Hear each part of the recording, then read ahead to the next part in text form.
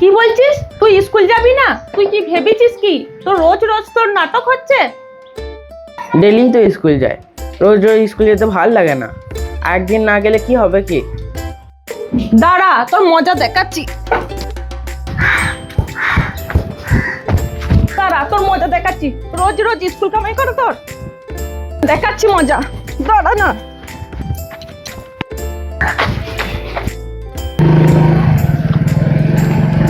এই ছেলে, এই শোন শোন। হ্যাঁ বলুন, কি বলছেন? আরে এই গ্রামে একজন ধনী ব্যক্তি থাকে, শ্যামল বাবু। শ্যামল বাবুকে তুই কি চিনিস? না না, আমি চিনি না। আরে শোন রে, শোন শোন। কি হলো? উনি একজন ধনী ব্যক্তি, এই এলাকার সব থেকে ধনী ব্যক্তি। তোমরা কি জানো যে এই এলাকার সব থেকে ধনী ব্যক্তি কে? হ্যাঁ জানি তো। কে?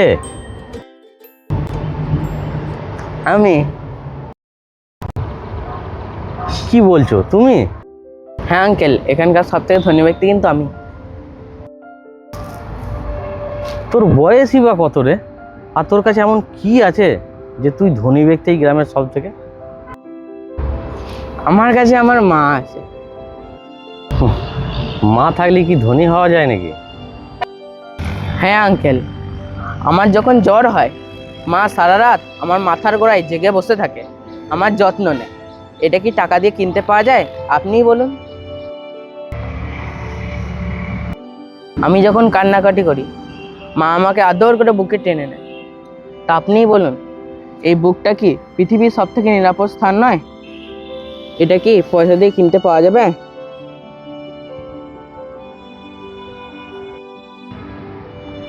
কিন্তু টাকারও তো প্রয়োজন।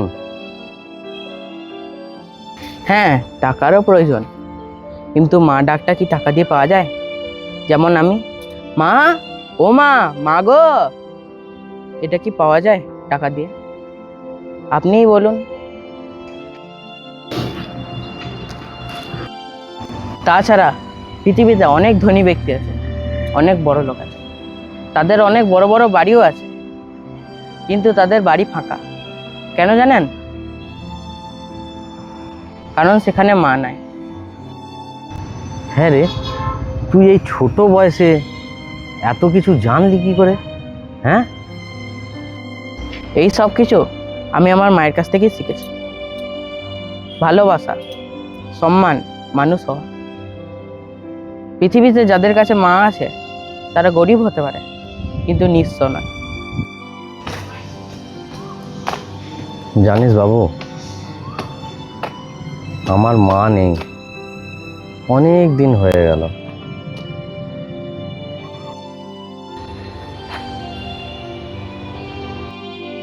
এই জন্য আপনি ধনী খুঁজছেন।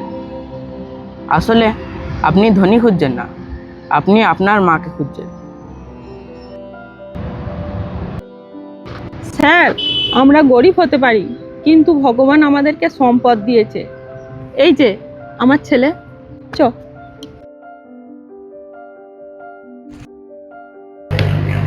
আজকে আমি ধনী খুঁজতে এসেছিলাম, কিন্তু আমি বুঝতে পারলাম ধনী মানে টাকা নয়, ধনী মানে হচ্ছে মা।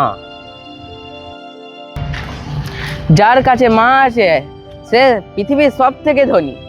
কারণ টাকা চলে গেলে টাকা পাওয়া যায়, কিন্তু মা চলে গেলে কখনোই না।